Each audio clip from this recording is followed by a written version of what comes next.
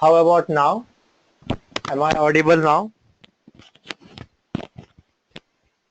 Yes, you are.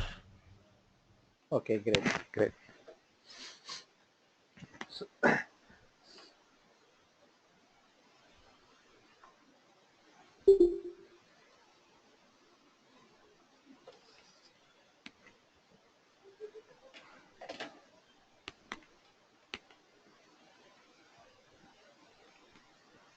So what I have here is a multi-node cluster.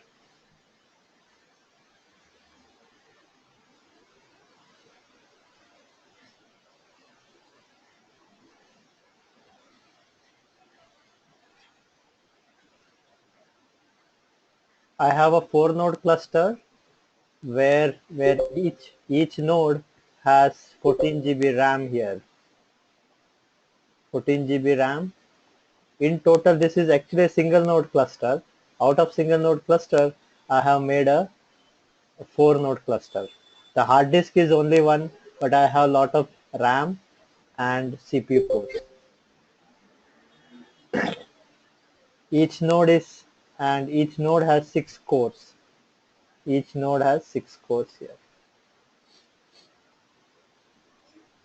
This node has 3 cores.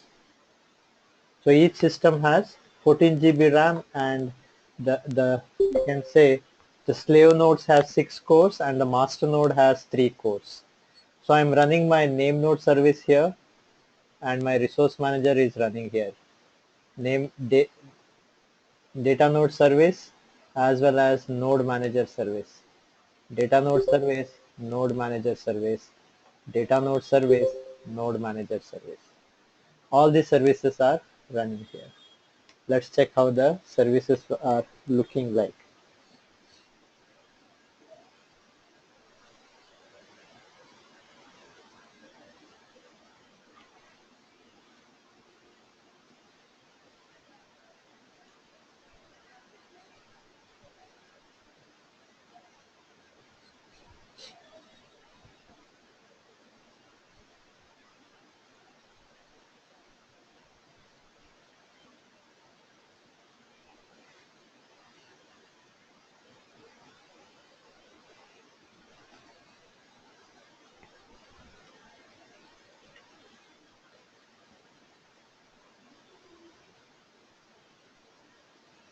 So these are the things that are being used.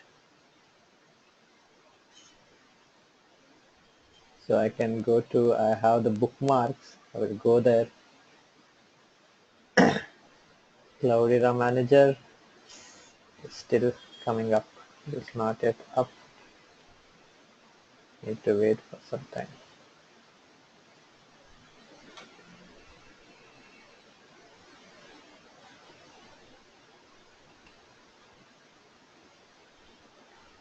History server.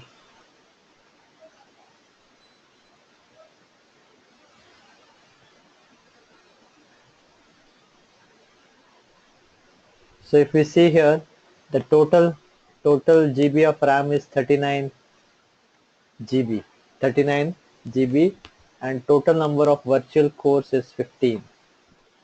The reason I got that is because I have a 4-node cluster. Out of that, only 3 node are the processing nodes. One is the master node. So we don't consider the GB and CPU cores of that node. Only these 3 nodes will be considered. So out of 14 GB, 1 GB I have left it for the for the underlying OS. Usually it is 10 to 20%. Usually 10 to 20% we leave it for the underlying OS. 10 to 20% of the RAM, 10 to 20% of the CPU cores.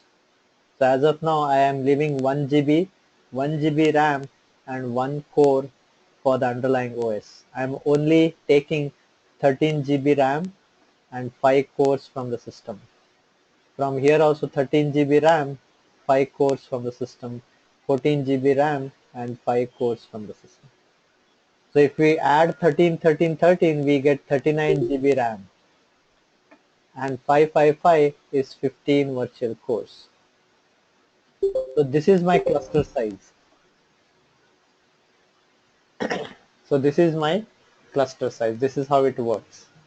So that's the reason we are having the total memory is 39 GB, total virtual cores is 15 cores. Let's see whether it is.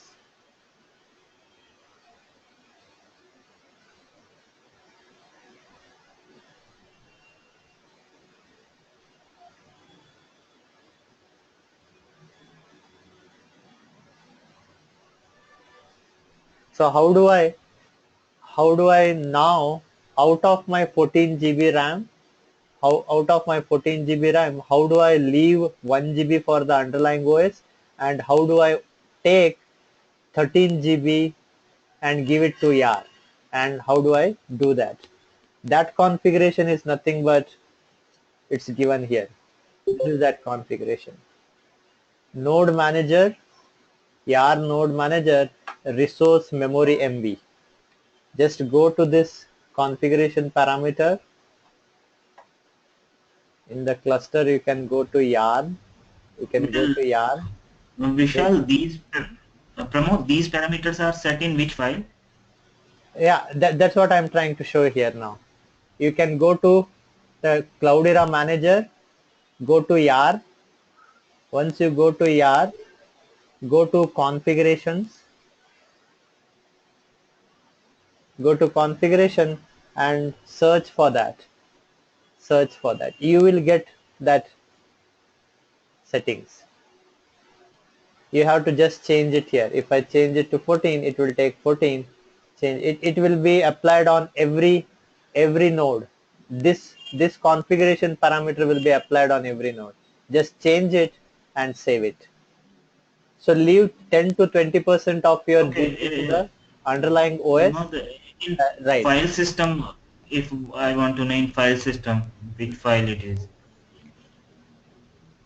Sorry, I didn't get you. I'm talking about in file system. Here you have gone using your UI, but if I want to know in file system, where do I need to change the configuration?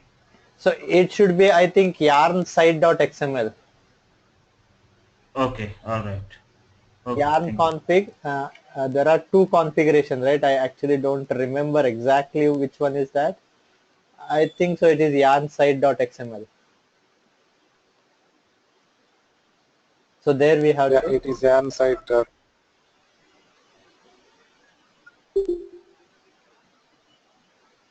So I will just confirm that. For me, it seems to be yarn site.xml. So that's how you do it.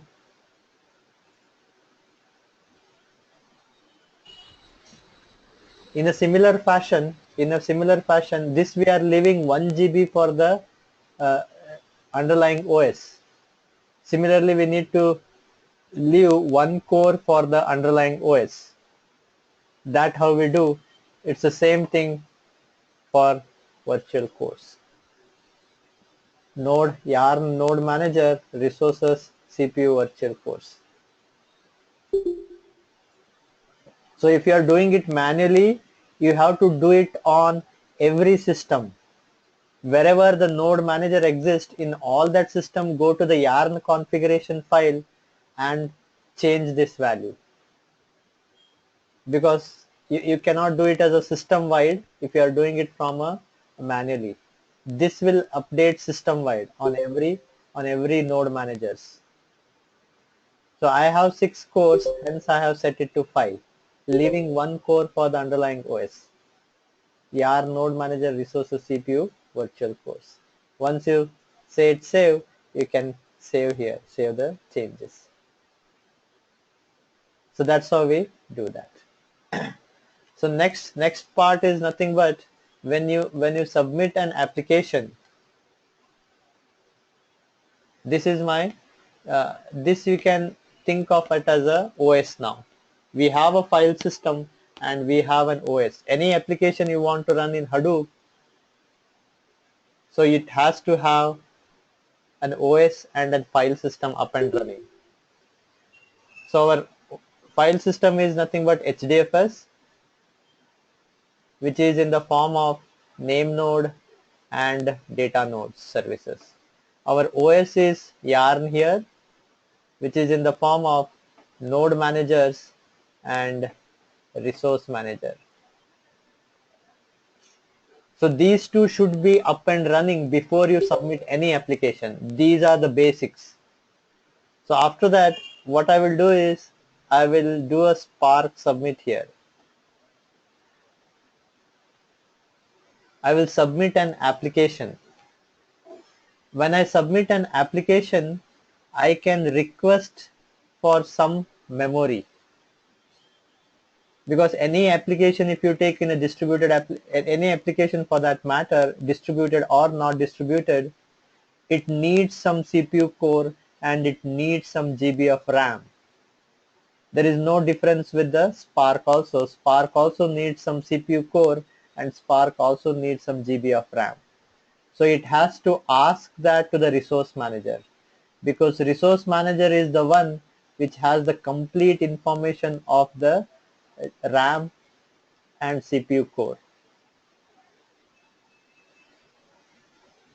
So the way I ask to the resource manager is, I will say that I need like 3 executors. I need 3 executors. Then I will say I want 4 cores per executor, and I will say 12 GB RAM per executor. This way I can ask for the GB of RAM and the number of executors. So this information will be, this request will go to the resource manager. Now resource manager will convey that same information to the node managers. It will convey the same information to the node managers. So node manager has to allocate the GB of RAM and CPU core. Node managers allocate in the form of containers. Node managers allocate Pramod, resources. I have a query. Like, what happens in MapReduce that AppMaster requests to a resource manager for the, I mean, container in MapReduce. So here it's not like that. Right. It is the containers. So it is not AppMaster. So like in MapReduce 2, it happens like AppMaster request to resource manager for container that allocate me this container.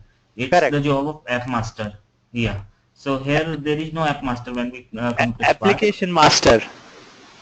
Yeah, yeah. Yeah, here also it's the same thing. Here also it's the same thing. What happens here when we do a Spark submit, first the it will ask for a application master. That application inside that application master, a container will be allocated for that application master. So in case of Spark driver is the application master. So this is the application Okay, but master. in case of MapReduce, application master resides at slave node, one of the slave node. It could I be. mean, It could be wherever you submit the, yeah, whenever you say yarn client. If you say yarn client, whenever you're doing the Spark submit, it will be on the master itself. If you are submitting here on this terminal, if you are submitting on this terminal and you say yarn client, so the driver will be created here itself. I mean to say the container will be allocated here itself. But if you say yarn cluster, application master can be, or the container can be allocated anywhere in the cluster. Anywhere in the cluster, and inside that Okay. cluster application master, the driver will be running. So whenever we say yarn cluster as the command, whenever we say Okay. yarn Okay. client, there itself the container will be allocated. Okay. All right. Yeah. Thank you. So that's true that application master will be allocated as a container where the driver will be running. The idea here is that every application has a controller. In the MapReduce, job tracker is the controller. In Spark, driver is the controller. Since every application has a controller, an application master container will be allocated by the in a distributed application. Hi Pramod, Raghu here. I have a question. Yes, Raghu. Yeah, tell me. Yeah, so let's say actually I'm working on Hadoop, so I just have this question from Lon. So when we try to run Hive jobs or Pig jobs in on the Yarn cluster, so would it run on the Yarn client mode or the Yarn cluster mode? Which one? Hive jobs? Yes, Hive jobs. Hive, Because I don't. Yeah, please go ahead. it will be in the cluster, I suppose, because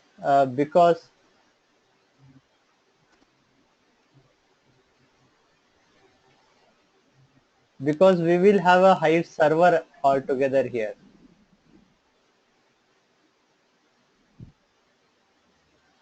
Hive server will be there. Probably Hive server is that's the tricky one. Hive server may be in different system, and we have the Yeah, Pramod, you are right, because whenever we are running a Hive job, ultimately it will get converted to a MapReduce job. right. And similar to Hive, we are running from one of the machine from client machine, and MapReduce also job we will run from the client machine, and ultimately it will go to resource manager only. Correct. So and it will create a container in one of the slave machine, Correct. task manager, task app master, it will create in one of the slave machine. So whenever, if it is a Hive job or Pig job or MapReduce job, it's one and the same thing. Okay. Okay. No, but if you are you getting the results on your Hive server? I mean to say, are you using Beeline? Yeah, I'm using Beeline. I mean, the reason why I'm asking this question is, so when I, let's say I triggered some Hive job using Tej execution engine, let's say it has some 10 mappers and 2 reducers running. Okay. So on resource manager UI, I could see only 12 containers utilized. I don't see any container utilized for app master. So that's the reason I have this question whether it is running in Yarn client mode or Yarn cluster mode. I can answer this question, Raghu. Pramod, can I go ahead? Yeah. Yeah, so Raghu and Dheeraj, the thing is like whenever you submit a yarn or pig job, first of all is like the resource, resource manager will get the request. So once the resource manager will get the request, it will log the first container. The first container is always the application master. So for every Hive and pig job you submit, any MapReduce job, the first container is the application master. So once the application master is allocated, the first container, it might go to any node. From there, it will coordinate all the other containers which will be used for your job. So basically, it will run in the yarn cluster mode. When your Hive or Pig job is running, I don't know if you guys have cloud or a manager access or the resource manager, at least resource manager web UI access you will be having.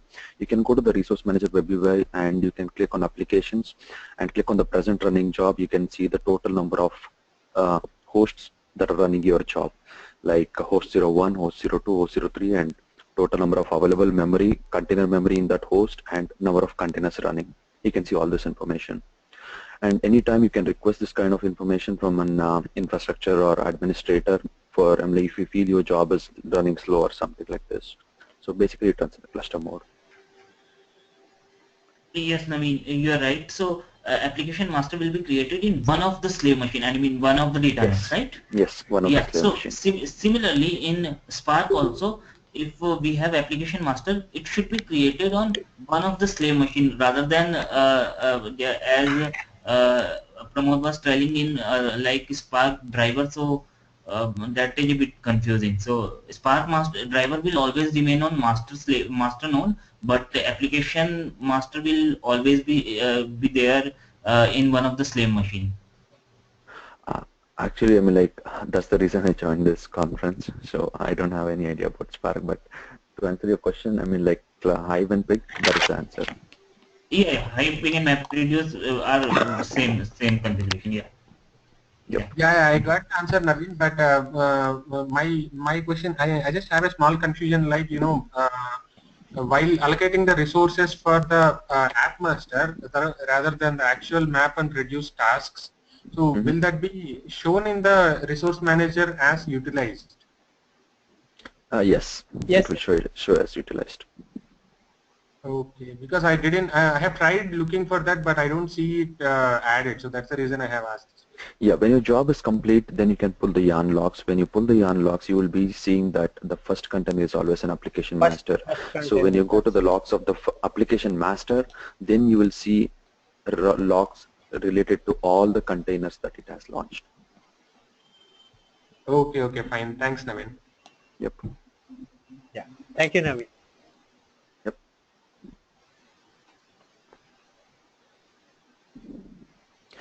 Pramod, can you explain one more time what is yarn client and yarn cluster mode for Spark? Your voice is a bit low, Naveen. Sure. I mean, like, can you explain one more time what is yarn client and yarn cluster mode in Spark? I mean, like, how it runs? Right. So yarn client mode is wherever you submit, do a Spark submit, and if you specify yarn client, the application master is run there itself. Okay.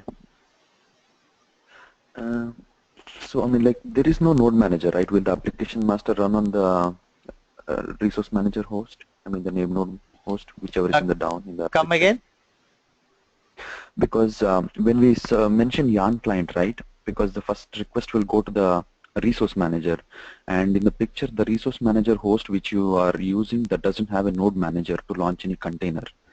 So will it run in the same host, or it'll go to any one of the three hosts? Right, right. That's true. We have to have a node manager. We have to have a Okay. node manager. Okay. Unless we have a node manager, container cannot be allocated. If container cannot be allocated, we cannot have a application master. So So basically, I sorry. mean the first host in the top of the picture. So if I go to that host and say yarn client, then the application will be launched only on that host, right? So you are saying on this, right? Yeah. No, on the top first one. Sorry, Naveen, my hearing aid is not so good here. I'm not Okay. able to clearly get your. That's okay, Pramod. You go ahead.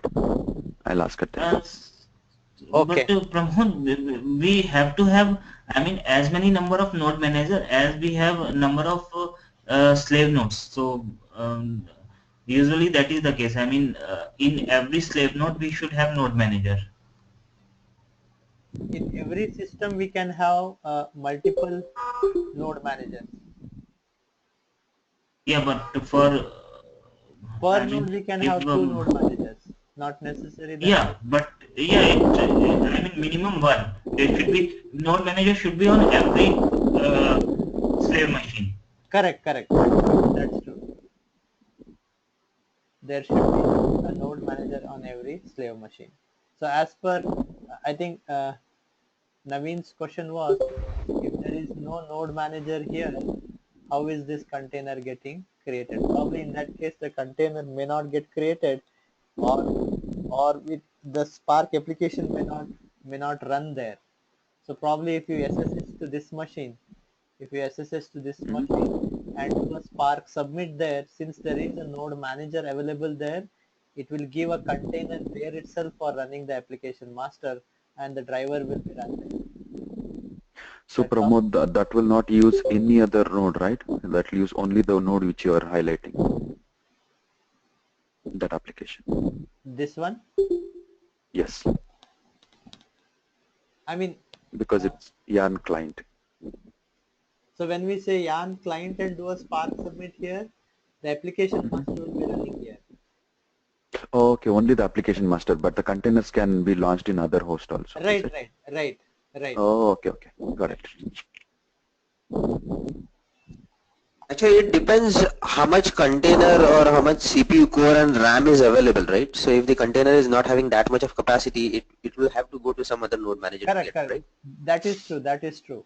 So that's what. Right. When we allocate, when we ask for these things, when I ask for these things, so first it will go and check whether it can allocate a executor with 12 GB RAM. First the yarn will check whether I have a container. Can I allocate a container with 12 GB plus RAM, 12 GB plus RAM, and 4 cores? If at all yarn does not have a container of this size, it will fail. It will not allocate, and it will say that container size is lesser than the uh, uh, asked size.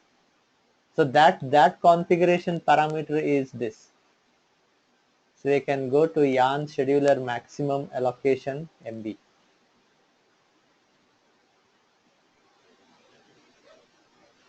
So if I go And it here, depends on the data locality also, right? right, that's true. Based on the name node gives the data locality, based on that where the executors will be launched or the containers will be allocated. So here I'm saying I want to allocate 6 GB.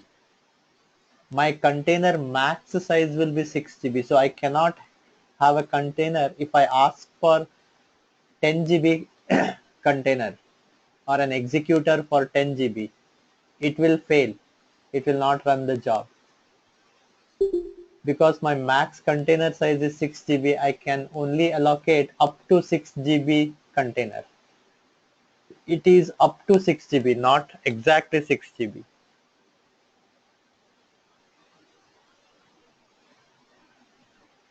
So each node manager can allocate a 6 GB container, up to Hi 6 GB. Pramod, Raghu here. One more question. Like, Yeah. how do we know what would be the optimal size of the container? Like, whether it should be set to 10 GB or 6 GB. So, what are the factors we need to consider while deciding that? Right. The facts is usually not to allocate a huge container. Anything in between 10 to 50 GB is good. If you are having a memory of 200 MB, 200 GB in one system, or 256 GB memory you have, you don't allocate one container with 256 GB. Anything between 10 to 50 GB is good, a container. Anything between uh, 5 5 cores for a container is good. 5 to 6 cores for a container. That's the thing we have to use it. Okay, Pramod, thank you. More the memory size, more the garbage collections comes into picture. That's why we keep it as small as possible, anywhere from 10 to 50 GB. If you go on more container size, we know that garbage collection takes time to remove the memory, remove some objects from the memory here. So lot of processing pauses will happen. Most of the things will be garbage collections will be happening. And with 5 cores around, I heard that 5 cores around we get a good HDFS throughput. around 5 cores here. So that's the usually the thing we do. Hi Pramod, I have a question. Yeah, Suresh, uh, when we submit a job, here the Spark will split the data, right? It's into partitions. correct. If it is a, yeah, how it would be works actually, how much data for each partition it would be there? Sure, sure. Like if it We is, will see that. yeah, We will see that. We will see that. okay. So as we are having, I think I'll redraw it here.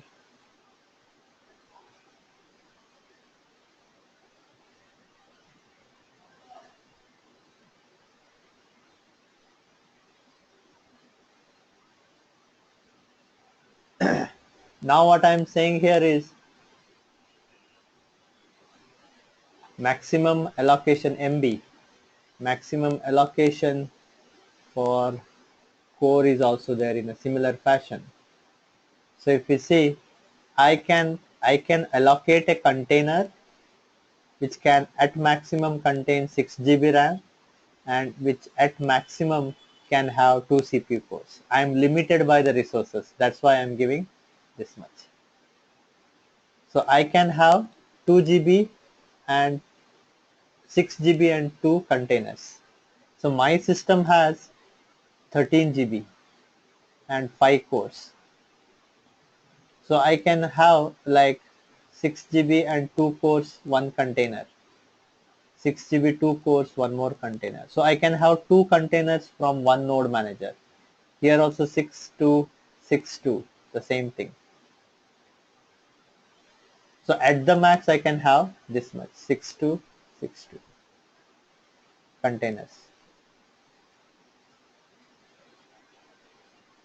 Or I can also have 4 1 4 1 and 4 1. Or I can have 4 1 4 1 4 2, something like this. In which case I will have 3 containers with 3 core, but single core 1 container is not a good idea. 1 core 1 container is not a good idea. It is always around 5 cores is a good idea. So that's how I allocate containers. Now with this configuration, I can allocate 6 containers. I can allocate 6 containers. So Pramod, what is the parameter name for the 13 GB, whatever you mentioned? Come again? Yeah, the parameter name for the 13 GB. Is it like a node manager memory? 13 The GB? 13 Can you show GB the is this. parameter? Yarn node manager Okay. resources memory MB. Okay. Can you just, okay, just a moment. I'll make a note of it. Right. Yeah, Pramod, can you, ping these three parameters in the Right. chat? I will just paste it on the chat window. Yeah. Similarly, there is this also virtual course.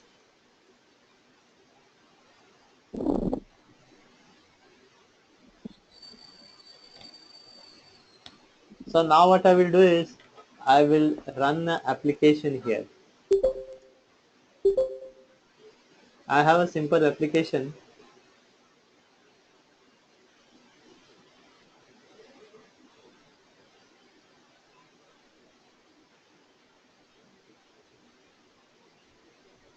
So as I was saying, we will do a Spark submit here. We will do a Spark submit.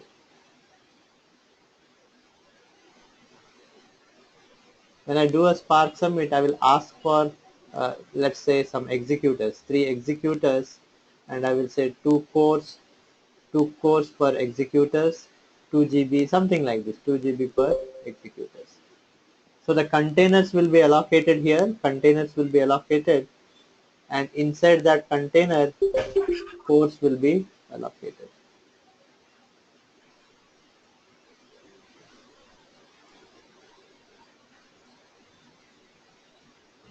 So we need 3 executors.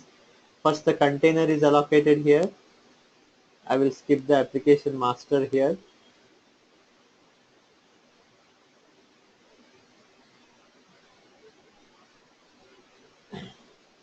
So three executors or three containers, I will say, based on the memory requirement. 2 GB and 2 cores, it will allocate a container slightly more than 2 GB. And overhead will go for a container to handle an executor. Container should handle an executor. It will take some extra memory, somewhere around in MBs. So it will allocate a 3 GB something around. Inside that, an executor will be created. Here is one executor. Here is one executor. Three executors will be created, and executor will be 2 GB and 2 cores. 2 GB and 2 cores. 2 GB and 2 cores will be allocated for that executor. So No, if no, does it also depend upon how much data we want to process? So, for example, if our data is 100 GB, then this configuration is right. But my data is only worth 2 GB, then I don't require three executor. Do I? no, if your data is 2 GB, Yeah. if your data is 2 GB, it may be divided into how many blocks? 128 block size if we take, there will be 16 blocks. Yes. If there are 16 blocks, for each block a task will be created by default. So 16 tasks will be created. So how do you want to share these 16 tasks? I want four tasks. I want 4 tasks per executor. So I will say I want 4 executors, 4 cores per executor. Not 4 cores. Usually when you have these many, okay, I will rephrase it again. I will rephrase it again.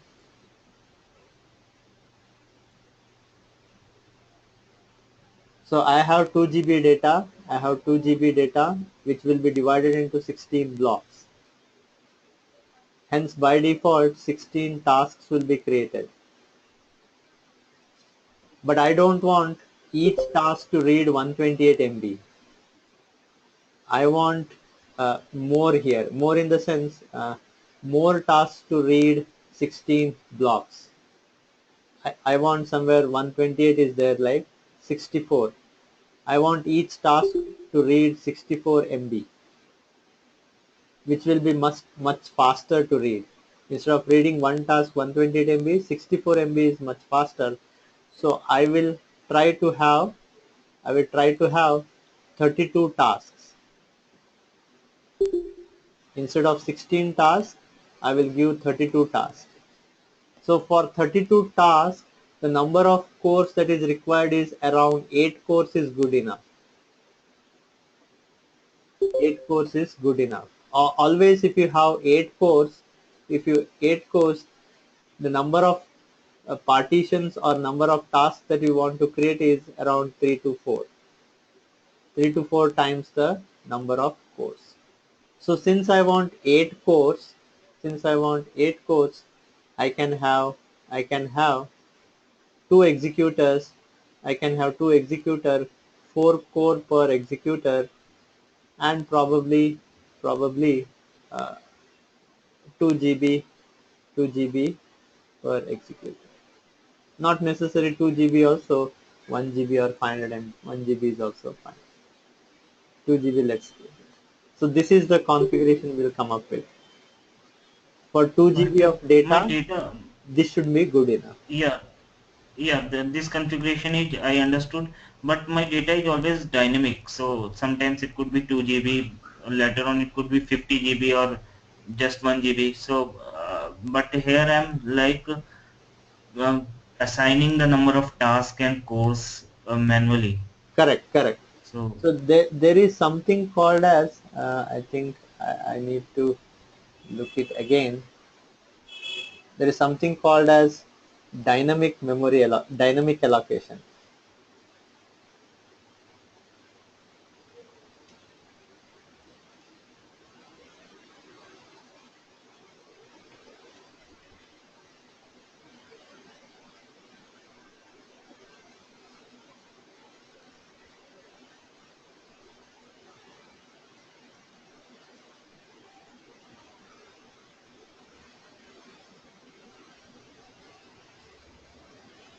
Where is it? Let me check. Yeah, army 7, right?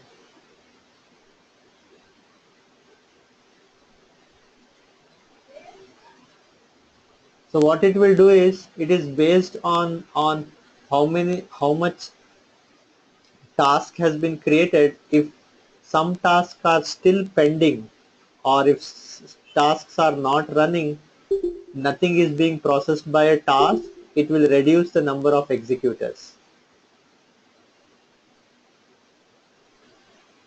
So it will allocate more executors if there are more tasks waiting. More tasks waiting for resources. Their tasks are created, but they are waiting for the resources. In that case, more executors will be allocated. But again, we have to specify extra things as well there. So it is something like this. Dynamic allocation Pramod, enabled can you through initial executor is something like this. Maximum will also be there. How much we want to increment by, that will also be there here. Maximum executors 30. So it will range from 3 to 30 executors. Okay, great. So minimum is this, maximum is this. But again, the way it handles that, it is based on whether a task is waiting for some executor, or a task is sitting idle, it is not doing anything. In that case, based It's all. on that, it will decide whether to allocate new executor with that many CPU cores and containers, or it should destroy an executor. It will either destroy an executor, or it will allocate an executor. Yeah. And maximum number of executor will always be total number of data nodes, isn't it? Not necessary. Not necessary. It can be less than that also. But it cannot go beyond that. That's true. Yeah, of course, we cannot go here. Correct. Yeah. Yeah. Okay. So So I will Pramod, just try to make a clear-cut note on this later. I can share it later. But this is how we dynamically allocate the things. Uh, Pramod, just a which is clarification. sorry, Yeah. Samal, Yeah. I just wanted to check like which is preferred, like dynamic or the static memory allocation. Um, Sorry. 1 second. There is. I can't hear. yeah, what I was asking, like which is preferred, dynamic or static Correct. allocation? If you have a static data, I think the static is good enough. You have a data stored somewhere, static data is good enough. But if you have a continuous spikes in your data where we don't control how the data are coming, in that case, dynamic is good.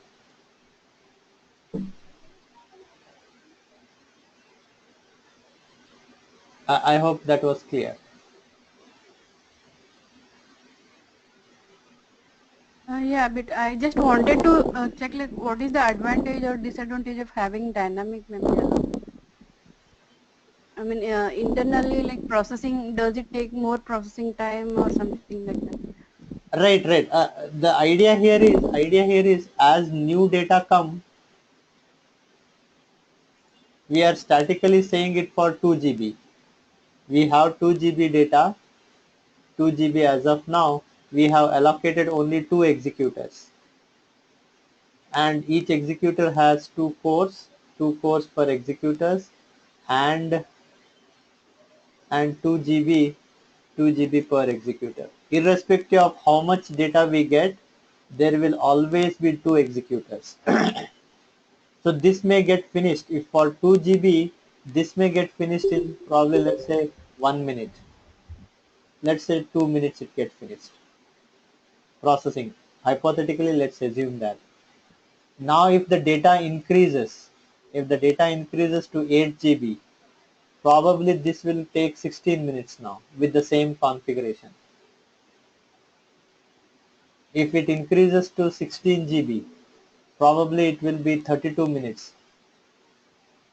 If you are allocating only 2 executors, 2 cores per executors and 2 GB.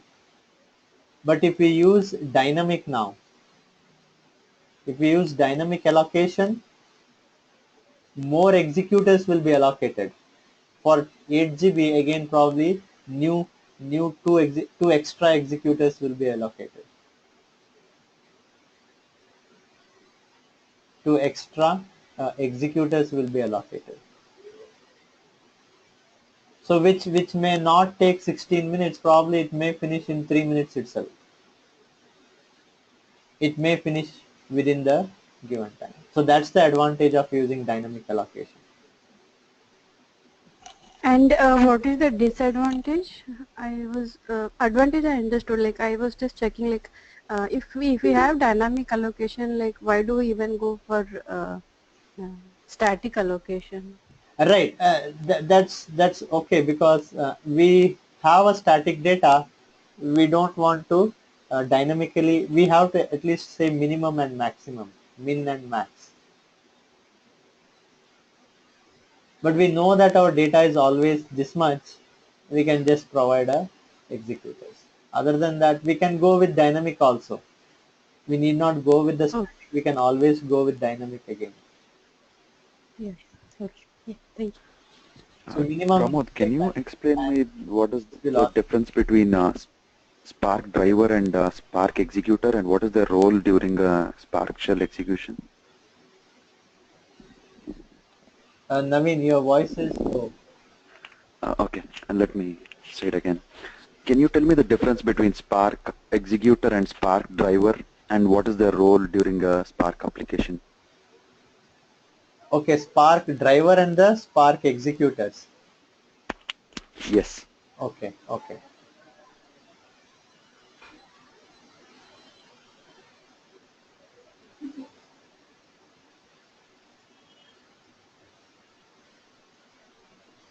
So if I take a example, like I want to do, how do I take an example?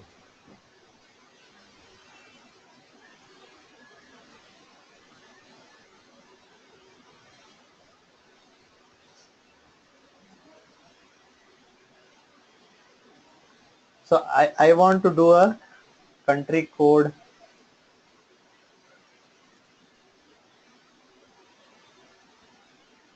Right, this is my data here. This is my code here, Spark code. The idea here is I am Okay. getting an Apache log. Apache log which has the IP address, client ID, user ID and client ID, timestamp I have, referrer URL, sorry, not a referrer URL. What we have the timestamp, then I have get or post method, then the request URL,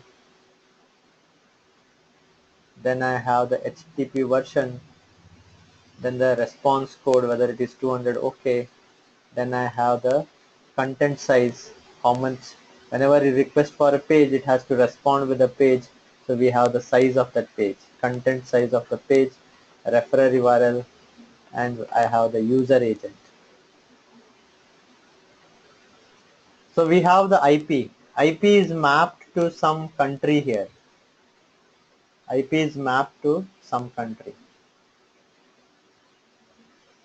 So I want to know all the requests from a particular country. Total request or total views from a particular country. How many views are happening from India? How many views are happening from China, from US, from Mexico? All these views I want. Total number of views happening per country. So in that case, what I will be doing, I will be reading the data. I will just, let's say I have log data. Log.txt I have, which contains that records. I will read that data. Obviously, I will get an RDD. I will get on RDD. I will name it as RDD1. I will map it such that my IP address is the key. IP address is the key, and record is the value. I will transform the data in this fashion. So I will get RDD1 here, RDD2, one more RDD. Then I have to just do a count here, or whole instead of record I will say IP address and count. I'm just taking the hypothetical here because the code is much more than this. I will transform the log such that we have the IP address as the key and count as the one for each IP address. Then I will use the reduce by key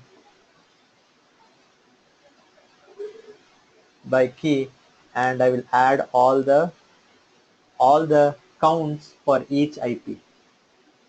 So it will return one more ID. We know that reduce by key also returns one more ID.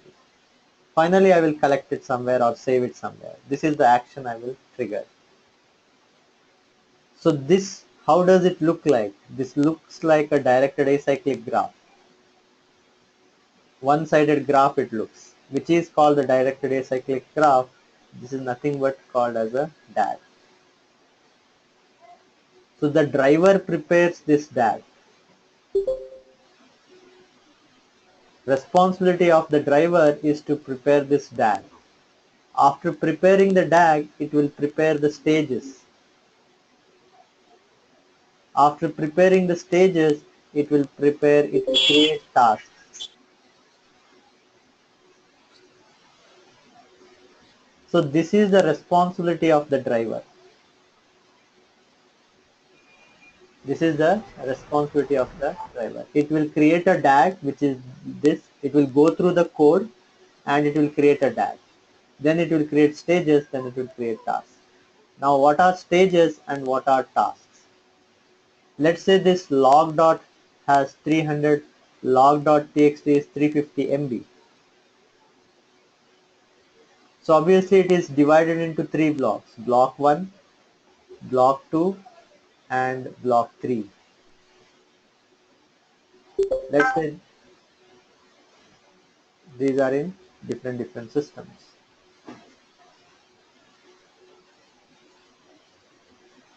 Block 1, block 2, block 3. Block 1 is 128 MB. This is also 128 MB. This is around 90, how much? 94 MB. 94 MB. So this is how the things. So first we'll see how the tasks are created. We'll come back to the stages, but first we need to see how the tasks are created. So when we do a Spark submit, we specify the path of this file, where the input file has to be read. So that input path contains the name node.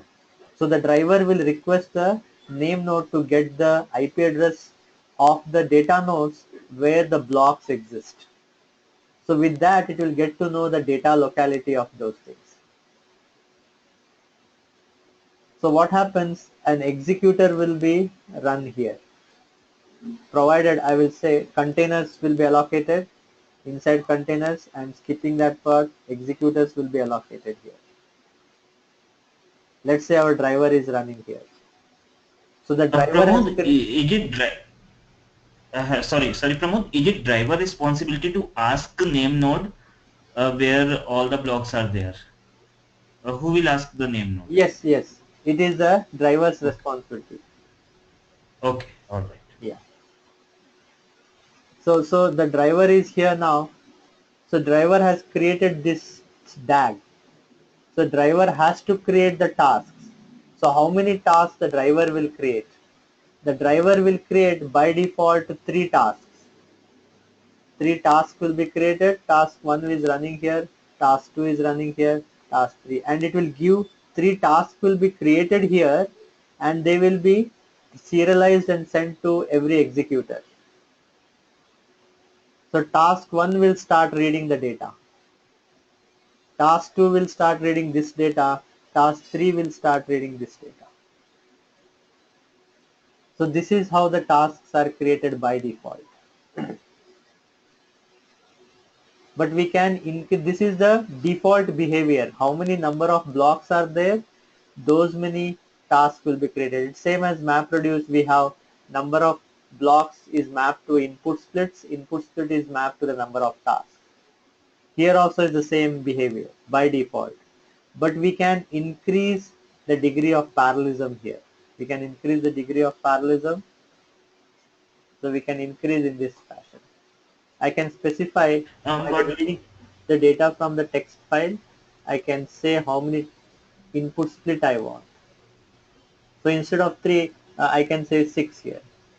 I want 6 input split, hence 6 tasks will be created. So we increase the degree of parallelism. The driver will create 6 tasks. Probably task 1, task 2 will be running here, task 3 and task 4 will be running here, task 5 and task 6. Task 1 may be, but right, yeah, any question? Pramod, in between DAG and task, there was one thing, stages. So what was that? Right, I will come back to the stages. Okay. Yeah, I will come back to the stages. So here, as I said, I can increase the degree of parallelism by specifying 6 input split. Hence, 6 tasks will be created. Task 1 may read from 0 to 64 MB and task 2 may read from 64 to 128 MB. Similarly, task 3 and half of it will read.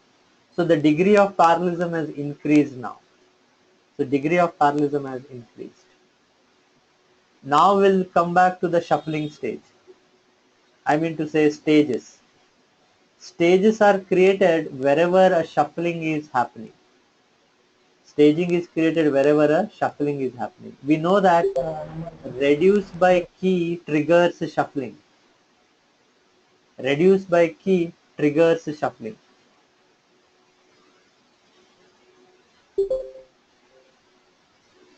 Means it has to bring all the records with the same IP address to one system. Only then it can do the aggregation. Otherwise it cannot do the aggregation. Since it has to bring all the records with the same IP address to one place, shuffling has to happen.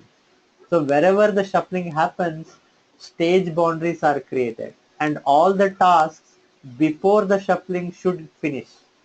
All the tasks before the shuffling should finish. Hence that is called as a stage. So this is called as stage 0 and this is my stage 1. Can you please come again about stages once again? Sorry. Right, wherever the shuffling happens, what I mean here is I have IP address 1, count 1, IP address 2, count 1. Again I have IP address 1, IP address 1, 1. This is one more block, suppose IP address 2, comma 1, IP address 3, comma 1, IP address 2, comma 1, IP address 1, comma 1. I have IP address 3, comma 1, IP address 2, comma 1, IP address 1, comma 1, IP address 2, comma 1. So these are belongs to different tasks on different system. Different task and different system. This is task 1, task 2, task 3. So how do I aggregate these things? How for each IP? These are output. These are output, right? Output from task 1, task 2, task 3. Correct. Yeah. This is after we do the map transformation. Now IP address 1 is here. IP address 1 is here. IP address 1 is again here. So IP address 1 is again here. This I will say as 2. So I should have like total views. Total views from IP address 1 is 1, 2, 3, 4. So total views should be from IP address 1 should be 4. That's what I want to aggregate. But how can I aggregate if they are in different systems? So I can only aggregate it if they belong to one system. If all these records can come to one system, only then I aggregate. So that's what the reduce by key will internally trigger. When I say reduce by key or group by in the Spark SQL, internally shuffling will happen. all the records with the same IP address. All the records with the same IP address will come to one place. First these two will be internally aggregated, like it will become IP address 1, 2. So that will come to one system, IP address 1, 2, 1, 1. So from here also we are getting data, here also we are getting data, here also we are getting data. So this is what the shuffling will happen. IP address 2 also will come here. Let's say IP address 3 went here in some system, but all the records with the same IP address will come to one system. That's what the shuffling will do when we call the reduce by key. And from that This is similar to MapReduce reducer, and you were using like combiner in MapReduce. So you were saying IP1, 2, that was combiner and MapReduce reducer. correct. It That is the looks combiner like thing. same. It is automatically taken care by the Spark Okay, okay. when we I use mean, the it's exactly same as MapReduce. correct. That's true. Exactly same as the MapReduce. So now the DAG will look wherever the shuffling API is there. So we have to have this data, right? If this data is not available from task 1, let's say this task 1 had not completed, so then this data will not be available. If this data is not available, the aggregation will be only done on this data. The aggregation will only be done on this data, which will result in wrong aggregated value. So the idea here is, before any aggregation happens, all the previous task has to finish before any aggregation happens. So that's where the stage boundary comes into picture. So before the reduce by key any aggregation happens, a stage boundary is created. Wherever it sees a shuffling API, reduce by key internally does the shuffling. It sees a shuffling API. It will create a stage boundary. So this stage 0 will be scheduled first. After the completion of stage 0, stage 1 will be scheduled. I hope that was clear now. Yeah. Okay, I have one question. Yeah. Like if I use the reduce by key and my all the keys are located now in the one worker node, correct? Can you come again? So if I use the reduce by key, so after the shuffle, my all the keys are located in one of the node on the Correct. same place, right? All the So records with the same key. yeah, so okay. So after the reduce by key, I again use the group by key or any shuffle operation which is on the basis of the key. Okay. So it will again shuffle the data and create a next stage, or it will be on the same stage. No, it will create one more stage. If you have again some aggregation to be done, again one more stage will be created. Okay, but right now I am just trying on my local system with the Spark shell. I just run the reduce by key, and after that I use the count by key. Then both are shuffling the data, correct? After reduce by key, what you are doing? Count by key. Sorry, I am not able to hear. Okay, after hello. Hello, yeah. Yeah, so after reduce by key, just I use the group by key or any shuffling transformation, but both are in same stage. On the same key you are doing. Yeah, on the same key. Okay. So I think Spark internally handle it with the hash partitioning, like No, if first time. right. If you are doing on the same key, uh, um, it should be a different stage, I suppose, because with reduce by key and group by key, the internal things may not work as expected. Combiner will not Okay. come in case of group by key. Combiner comes in the case of reduce by key. Okay. Okay. So what basically I'm doing, I just use the group by key, and after that the reduce by key. First time when I'm using the shuffle operation, it's created a new stage, but for the second shuffle operation, it will not creating that.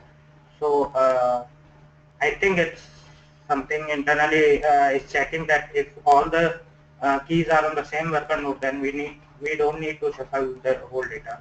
Could be possible. Could be possible. Since all the Okay. records with the same key are on the same partition, some aggregation there itself it can do the aggregation. Yeah. Could be So possible. Yeah, that could be. I haven't tested that, but as you said, you might have tested. That could be possible. yeah, I check and also see the tag on the 4040 that it's creating a tag which is only have a Right. two stages. Right. That's great. Yeah. Okay. Thank you. Thank you. Thank you, Sandeep. Thank you. I hope it was Sandeep, right? Yeah, Sandeep. Yeah. Yeah. Thank you.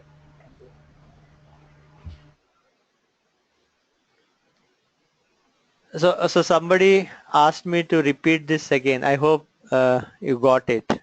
How the stage is created based Yeah. on the shuffling. Yeah. Okay. Okay.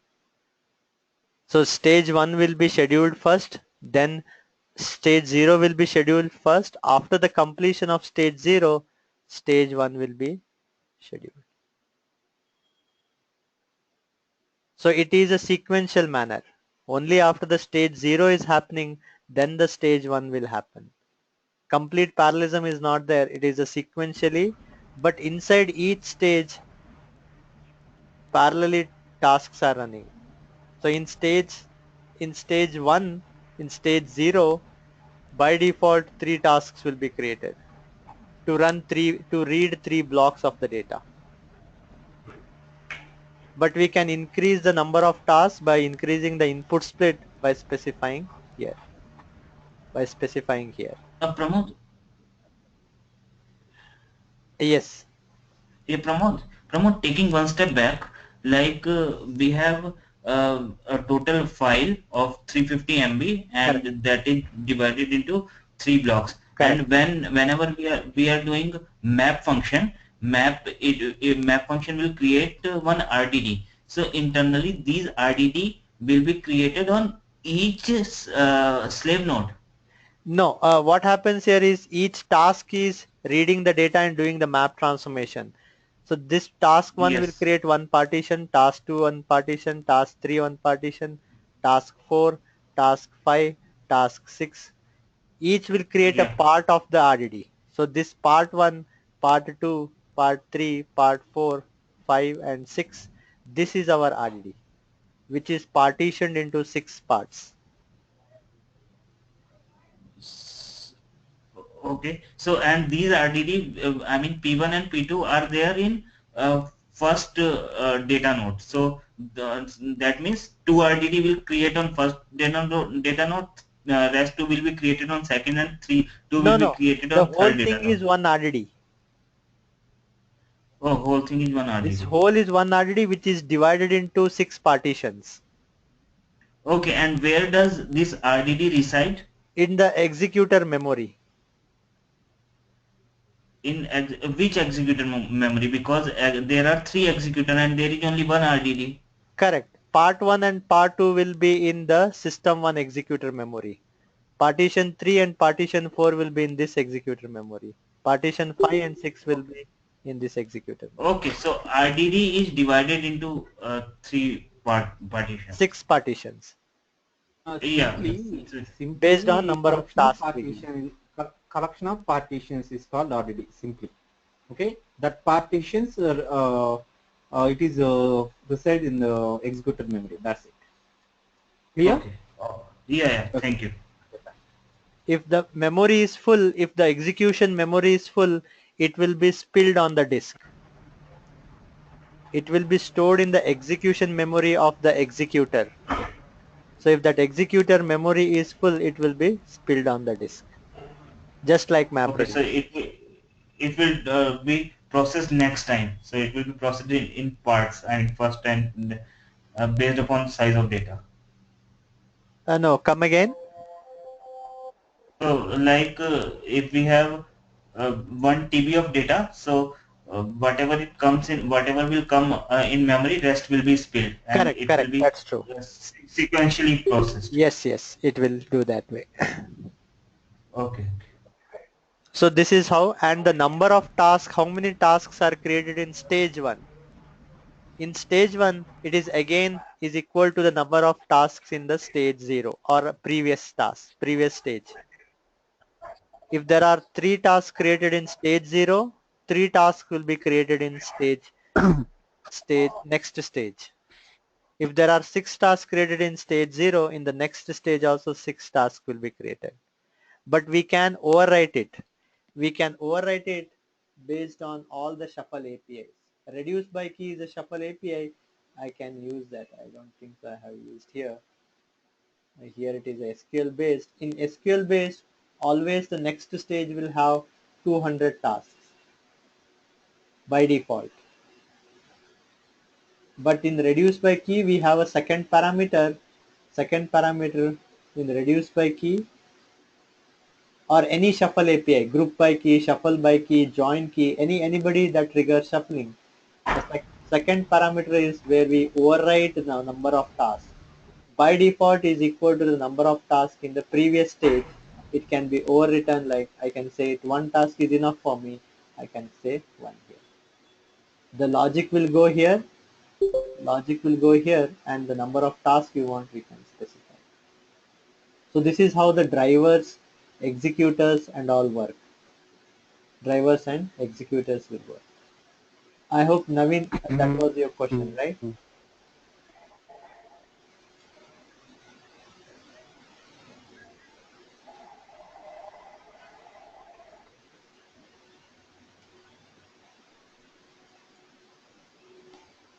So I'm doing the same thing here.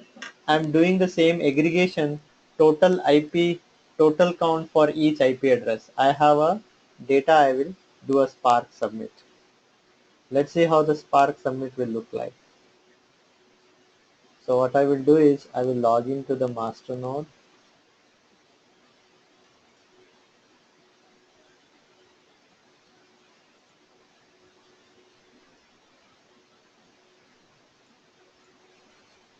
This is my master node.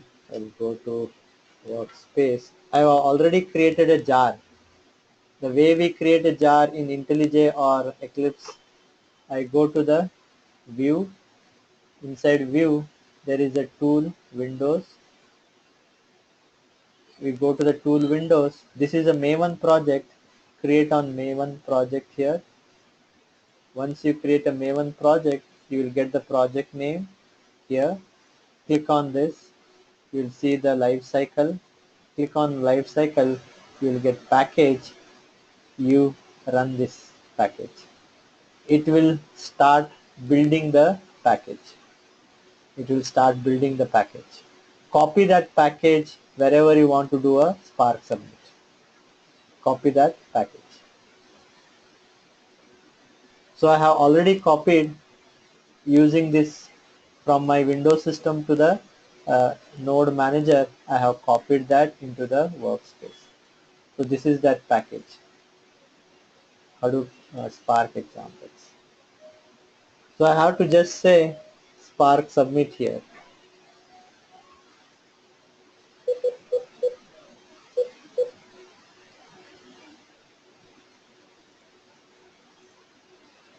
So this is how, this is my code is all about. I'll do a Spark submit. I will not specify anything here. I'm doing a Spark submit because of some permission problem. I'm giving the sudo user. Sudo user is HDFS in Cloudera. I'm doing a Spark submit. My class is this. And my jar file is this, inside which the class exists. Here I'm saying the yarn client, and this contains the IP address to country code mapping. This contains IP address to country code mapping, and this is the actual data. So if I go to the HDFS, we will see the actual data.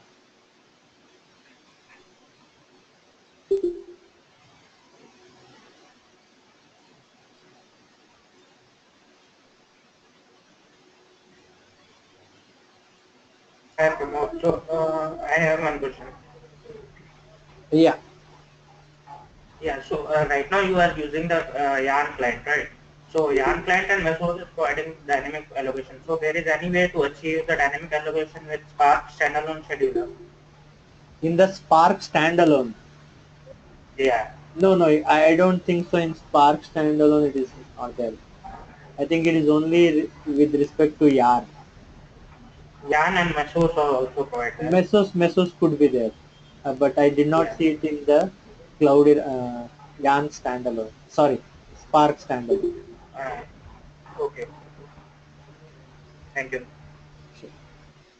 So here I have e-commerce. I have a file here which is around 900 MB. Which is around 900 MB. I can submit this application. I am trying to read this log data and I want to aggregate all the records with the same IP address from the same country code. So if I run this program, let's say, what will be the result?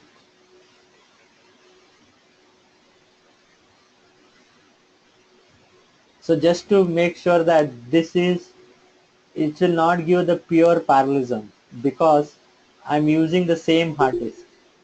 It's a mechanical hard disk and I'm getting the same hard disk. If we had 4 different hard disks or 3 different hard disks, then it would have been much faster. Much faster. So I can refresh this. My Spark application is running here. I can go to the application master, so which is nothing but I have to specify the IP address. My Windows does not recognize name.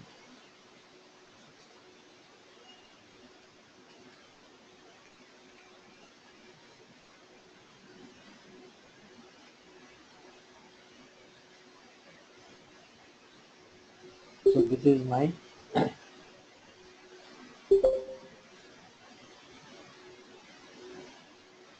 so as we can see the DAGs also can be seen. There are 2 stages here. Stage 0 where one transformation happens. Since the size of the file was 900 MB around, which was having 7 blocks. Hence 7 tasks are created by default. If you see here 900 MB, if I click on this, there will be 7 blocks. 0 to 6, 7 blocks are there, hence 7 tasks are created. 7 tasks are created. And as I said, stage 2, by default in Spark SQL stage 2, 200 tasks are created. 200 tasks are created. Otherwise, if you go to Spark RDD, by default it is the same number of tasks as in the previous stage. But with Spark SQL it is hard coded to 200 tasks.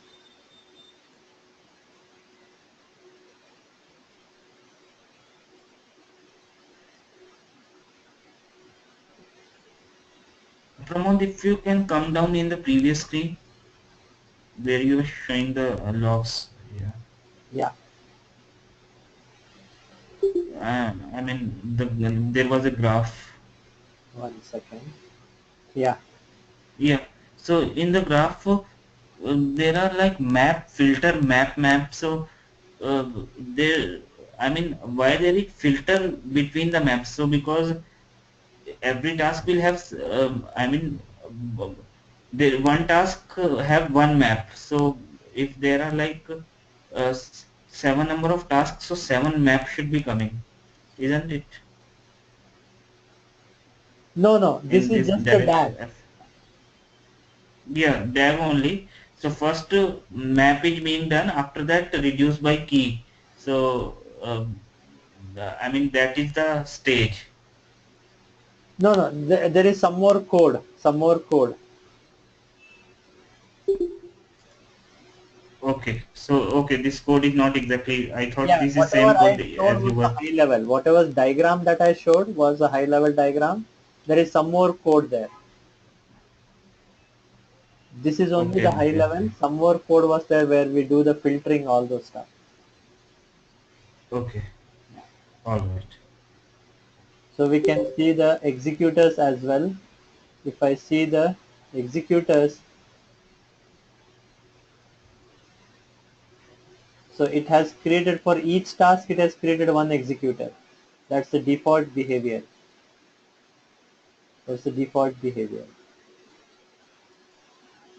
Driver is running here.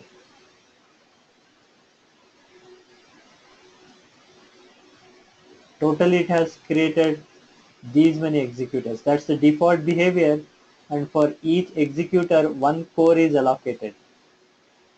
But that's not a good idea, right? That's not a good idea.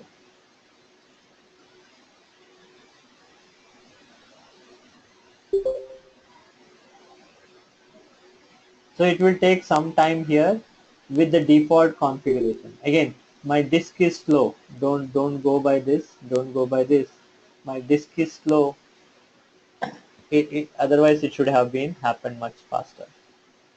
Again that also can be improved. Even though disk is slow, we can improve by specifying how many executors I want, what should be the number of cores per executor. Here what is happening by default, there is only one core per executor. There is only one core per executor. But it is not a good idea to have only one core per executor. It is as good as saying one JVM will process one block, which is same as MapReduce. But we can have multiple threads in a JVM. We can process parts of the blocks. So with that idea in mind, we can increase the number of cores per executors, which is around 5 cores should be a good number.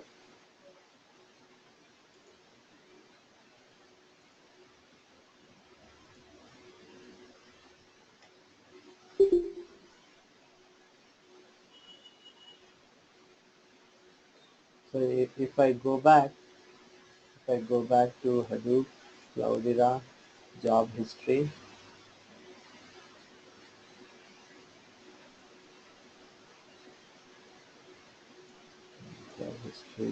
Spark history. So if you see here, earlier it had taken 7.4 with the default configuration. Then I explicitly said I want 6 executors. I want 2 cores per executor.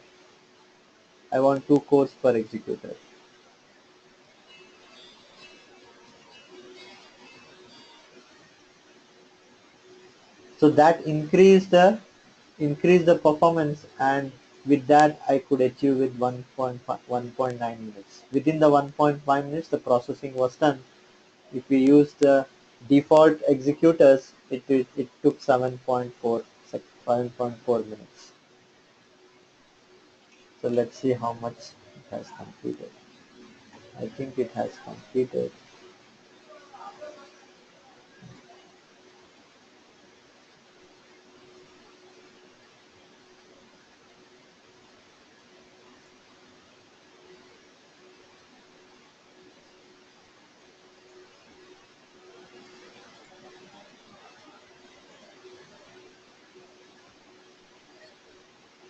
Something happened here.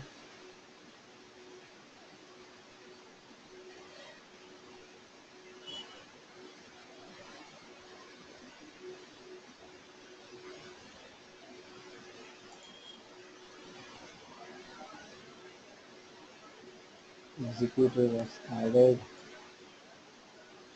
7 executors. It is showing.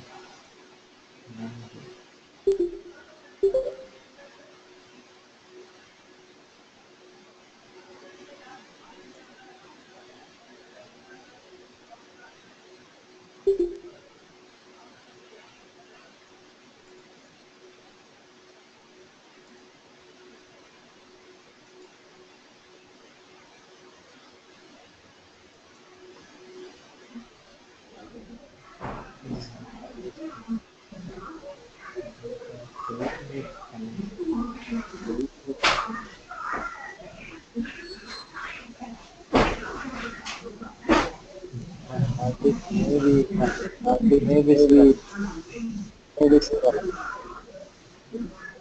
no, okay.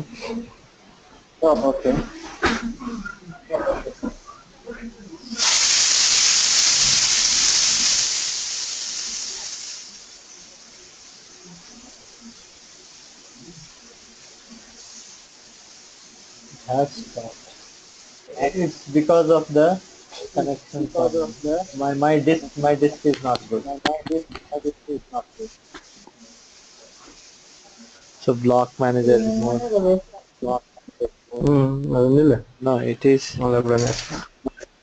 Now we have got the result. You see, page views per country. Mexico has 10,000 some views. One lakh views for some country. So here Russia has these many views. This is China has 11 million views. Japan has 1,78,000 views. Denmark, I think 1,42,000. All the views are coming here. So why it is not showing the total time taken? Somewhere around it showed 8 minutes, right? It is, yeah. The duration was 8.3. It was a bit delay from reading from the disk and displaying on the website. Total duration is 8.3 minutes. And it should not take 8 point. It's only because we are using a single disk. It will be much faster, but still we can improve the performance by giving in some executor codes here. I will submit this. Okay, Pramod, how big the data is? It is 800 MB. Okay. 900 MB, around 1 GB it is. So I can specify even 6 GB is not required here. Executor core. I'm just trying to specify 6 GB here as the executor core. If you see executor memory, I'm saying 6 GB, which is not required. Executor core, I'm saying 2 GB. Number of executors I want as 6. So whether it will run or not, let me see this. So it gave an error.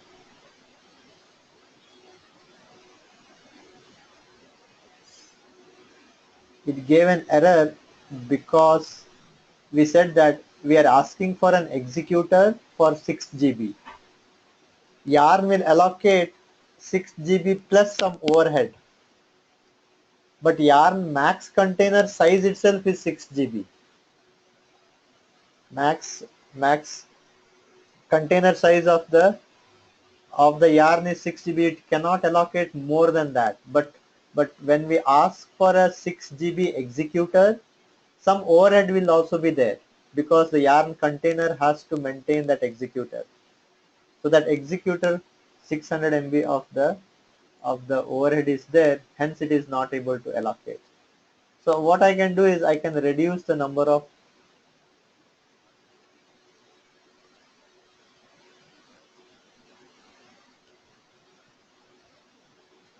I can increase the number of cores. I can reduce it to 4 GB is also fine for me. Not a big deal because I have very less data. Number of executors I can also have less actually. 3 I can have, or 6 is much better. Let's run this.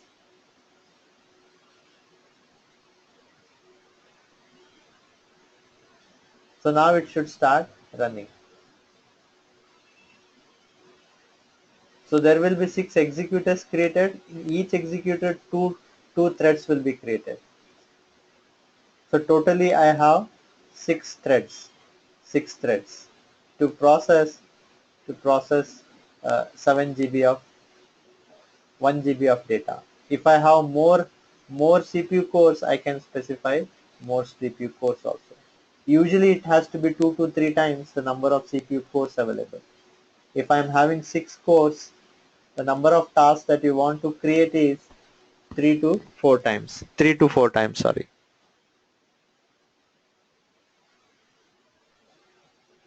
And the memory will be always 10 to 50 GB is a good executor memory or good container memory. So it should take less time, but based on my hard disk, it let's see what happens.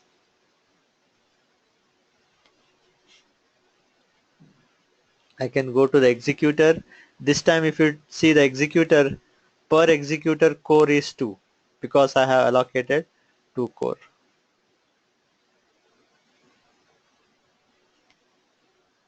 Six executors are created, 1 to 6 executors.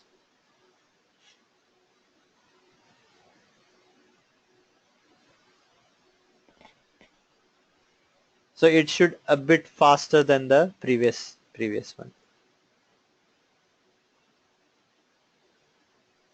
Or it finished actually. If you see, it finished in 1.3 minutes. With the default, it took me 8.8 minutes.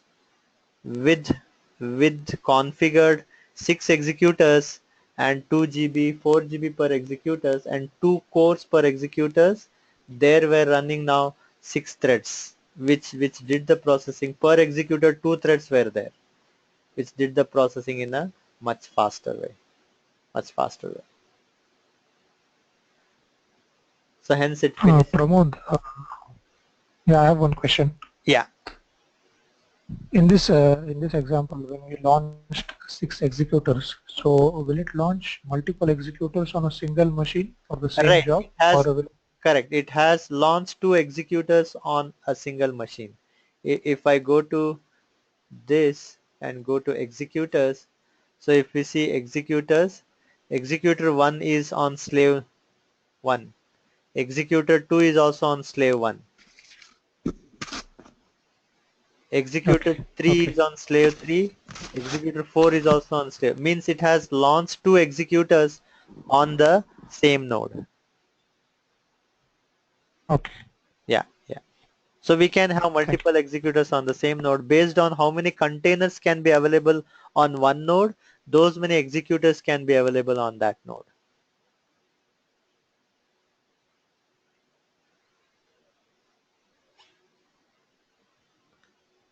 So by this we can by the code level also we can increase the performance. At the cluster level also we can increase the performance by specifying the number of executors, cores per executors and GB per executors. That is one way. And if you want to increase the degree of parallelism in the text file API, we can specify how many tasks we want to create. So whatever we give here, usually try to give the value as 3 to 4 times the cores you are expecting. If you are saying total cores to be like 10 cores, specify 3 to 4 times the 10, which is around 30 to 40 tasks. Also keep in mind the data size. Also keep in mind, we need to keep in mind both the thing, the data size and the total cores you are asking. So based on that, this parameter will change. General rule is 4 to 5 times the number of cores, and one core usually processing around I can say 40 GB, 40 MB of data, around 40 MB to 50 MB. So 128 means three tasks per one block, 3 tasks per one block. You can do the math with that. Yeah. So I hope that was clear. Hi Pramod. So if we don't give the number of executors while submitting the yarn application, so would it take dynamically by default? If we don't, If we don't give the number of executors while submitting the yarn application here in the command prompt, if you so are how would saying it this we are not giving. yes, so how would it take by default? No, the way it took here is it for each task it created an executor. Since there were 7 blocks, by default 7 tasks were created, and for each task a executor was created. So totally 7 executors were created, and inside 7 executor 1 core was allocated so that one task can run. So that's the default it's happened. Okay, yeah. It will take, I think, the minimum core per executor. Whatever is minimum configured, like I have maximum in here, like I have maximum in the similar fashion, there is a minimum configuration. Probably it will take the minimum configuration.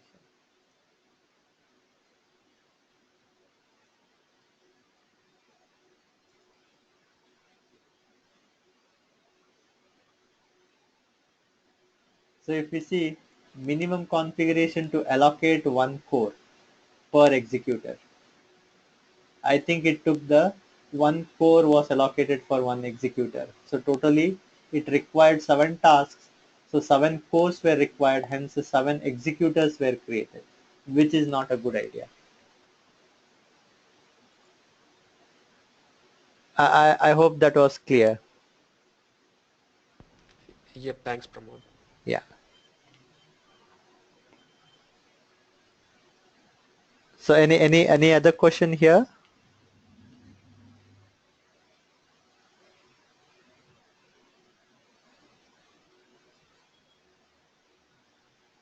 So Pramod, it was like one trial session, or you will take this regularly? Whenever I also do the Spark training. So there also I will cover these different examples of Spark, all those stuffs. Okay. Whenever I learn the new All stuff, right. I shall give a demo in such a way. Free demo I will be giving. Anything new I come across. Okay. Yeah, yeah.